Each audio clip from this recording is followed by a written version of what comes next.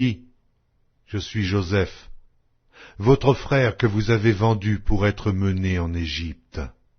Maintenant, ne vous affligez pas, et ne soyez pas fâchés de m'avoir vendu pour être conduit ici, car c'est pour vous sauver la vie que Dieu m'a envoyé devant vous.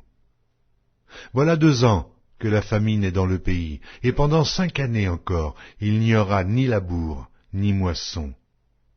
Dieu m'a envoyé devant vous pour vous faire subsister dans le pays, et pour vous faire vivre par une grande délivrance. Ce n'est donc pas vous qui m'avez envoyé ici, mais c'est Dieu. Il m'a établi père de Pharaon, maître de toute sa maison, et gouverneur de tout le pays d'Égypte. Je rends grâce au Seigneur de, de me donner encore cette opportunité d'être avec vous. J'aimerais parler avec vous d'un sujet qui concerne l'évangile de la prospérité. Un évangile que je pense qu'on appelle à tort évangile de la prospérité. C'est beaucoup plus, moi je l'appellerais évangile de l'élévation. Je vais faire cette vidéo peut-être en deux sections, ou deux ou trois. Et dans l'une d'elles, j'aimerais vous parler d'un personnage qui, à mon avis, est vraiment un personnage central dans l'évangile de la prospérité. Quelqu'un qu'on ne soupçonne pas nécessairement, c'est le fils de Jacob, Joseph, qui était devenu gouverneur d'Égypte.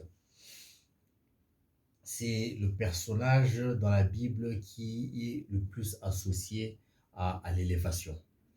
Ensuite, j'aimerais vous partager avec vous ma propre expérience de cet évangile, pas nécessairement de l'élévation, mais plutôt de comment est-ce que j'ai vécu euh, cet évangile dans, dans mon ancienne assemblée, qui était l'église évangélique de la Restauration. On appelle ça communément, enfin en anglais on appelle ça Evangelical Restoration Church. C'était l'église dans laquelle j'ai le plus évolué ici au Rwanda. Et comment est-ce que j'ai associé cette église à l'évangile de la prospérité? Donc, si Dieu le permet, nous allons faire ce voyage ensemble. Je ne sais pas à quel point il sera long ou court. On va juste se laisser guider par le Saint-Esprit. L'évangile de la prospérité, c'est quelque chose qui a commencé dans... permettez-moi de l'appeler évangile de l'élévation, donc. Hein. Je trouve que c'est beaucoup plus indiqué parce que le, le cœur, le message central de cet évangile, ce n'est pas la prospérité en soi, mais c'est plutôt l'élévation de l'homme. Et la prospérité ne vient que comme une conséquence. Lorsque vous avez été promu, lorsque vous avez une promotion au travail, vous avez été élevé, c'est normal qu'on augmente votre salaire. Donc, du coup, l'argent suit l'élévation. Ce n'est pas l'élévation qui suit l'argent, c'est l'argent qui suit l'élévation.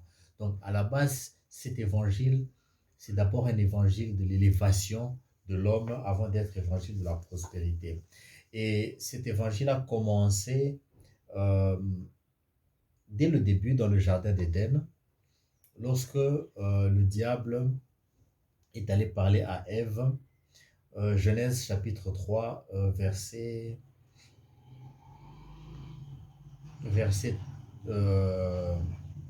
commençons par le premier verset.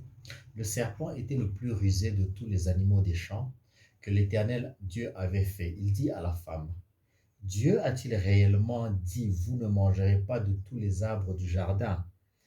La femme répondit au serpent, nous mangeons du fruit des arbres du jardin, mais quant au fruit de l'arbre qui est au milieu du jardin, Dieu a dit, vous n'en mangerez point et vous n'y toucherez point, de peur que vous ne mouriez. Alors le serpent dit à la femme, vous ne mourrez pas, vous ne mourrez point, mais Dieu sait que le jour où vous en mangerez, vos yeux s'ouvriront et que vous serez comme des dieux, connaissant le bien et le mal. Donc, il est en train d'informer à la femme que le jour où elle en mangera, elle deviendra comme Dieu. Elle s'élèvera, elle va quitter son statut d'homme simple, elle va devenir comme Dieu, elle va être élevée comme Dieu. Et depuis ce jour-là, donc, c'est l'évangile de l'élévation de l'homme qui a été planté et ça a continué à prospérer, à faire son chemin, un très long chemin jusqu'à aujourd'hui. Il a atteint des proportions énormes que j'aimerais partager avec vous. Donc, dans ce partage, j'aimerais montrer certaines choses. J'aimerais d'abord montrer que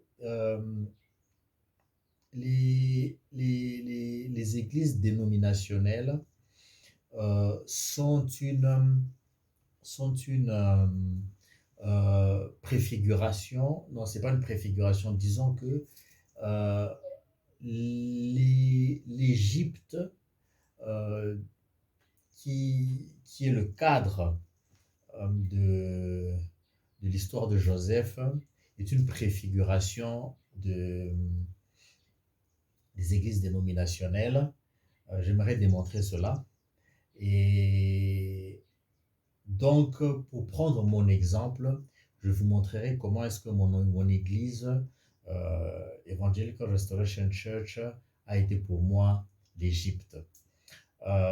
Lorsque je dis Evangelical Restoration Church, je ne parle pas seulement de cette église-là, mais pratiquement de toutes les églises dénominationnelles, que ce soit l'église catholique dans laquelle j'ai commencé ma, mon parcours spirituel. Je suis passé par les églises de réveil, Zion Temple, et puis Evangelical Restoration Church, où j'ai fait 2 paroisses. Et j'ai appris beaucoup de choses. Ces églises ont été pour beaucoup dans ce que je suis devenu. Ils ont joué un très grand rôle, un très grand rôle. Ils ont et c'est un rôle que moi je leur suis reconnaissant, même si je pense que euh, elles sont sous la domination du diable, mais je sais que je suis passé par là. C'était un plan du Seigneur, c'était un plan de Dieu. Euh, Jésus est passé par l'Égypte, Israël est passé par l'Égypte. Euh, voilà, c'est un plan de Dieu. Nous allons en parler. Ensuite, autre chose que je voudrais démontrer, c'est comment est-ce que les pasteurs de ces églises, qui sont des équivalents de Joseph, ont implanté l'évangile de la prospérité, de l'élévation dans l'église et l'ont rendu esclave. Et ensuite, je voudrais vous montrer comment est-ce que cela s'applique vraiment dans notre vie d'aujourd'hui et comment cette église, cet évangile de la prospérité est en train vraiment de rendre, d'asservir les chrétiens et les églises en les rendant vraiment esclaves de l'antéchrist. Voilà, si Dieu le veut, c'est ça que nous allons aborder. Dans une première phase, je voudrais parler d'Israël en Égypte et du règne de Joseph. Et dans une vidéo prochaine, je parlerai de, de comment est-ce que moi-même j'ai vécu cet évangile dans ma vie. Donc que Dieu vous bénisse et que Dieu vous donne l'envie d'écouter ce message qu'il m'a donné pour vous. Donc je vais m'arrêter ici pour l'introduction. Je mets tout de suite ici en haut le lien pour la première partie et je vous invite vraiment à suivre. Père Céleste, je te remercie pour cette introduction. Je te remercie pour mon frère et ma soeur qui va partager avec moi et qui va écouter ce message que tu as mis en moi afin que ton Fils Jésus-Christ, notre Seigneur, puisse être glorifié dans notre vie. Et c'est en son nom que nous avons ainsi prié. Amen.